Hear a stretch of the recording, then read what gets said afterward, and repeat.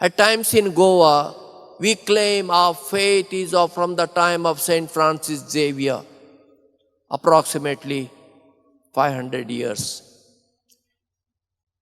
If it is of 500 years, it should be strong, no? If you plant, that plant will grow, and after 500 years, if it still remains, the tree will be so strong, its roots will be deep down in the earth. Today, we have to reflect on ourselves. Is our faith deep enough? Are we united? I did not tell you, we are not united. We fight among ourselves. Catholics fight. Brother fights against sister. Sister fights against the brother for property matters. There is no unity. No unity. Because our faith is not gone deep down. You mean to say the people in Kerala don't fight? Of course they do fight. But in front of others, they become one. They are united. You speak Malayalam, they accept you fully as theirs. This we have to learn.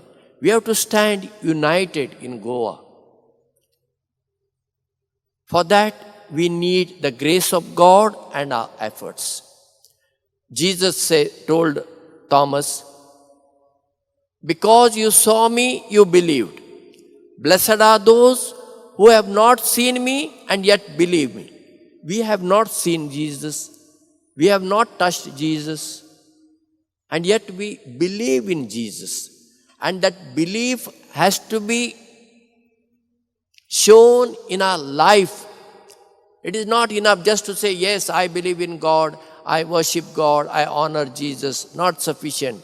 My life should be a reflection of Jesus. I should become another Jesus. All of us, every Christian should become another Jesus. And to become another Jesus, the teaching of Jesus, we have to live in our lives day after day. We may not have the occasion or the privilege to die a martyr's death as Thomas died.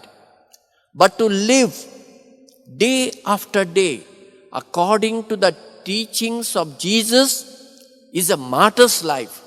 Because Jesus' teaching is contrary to the world's standard.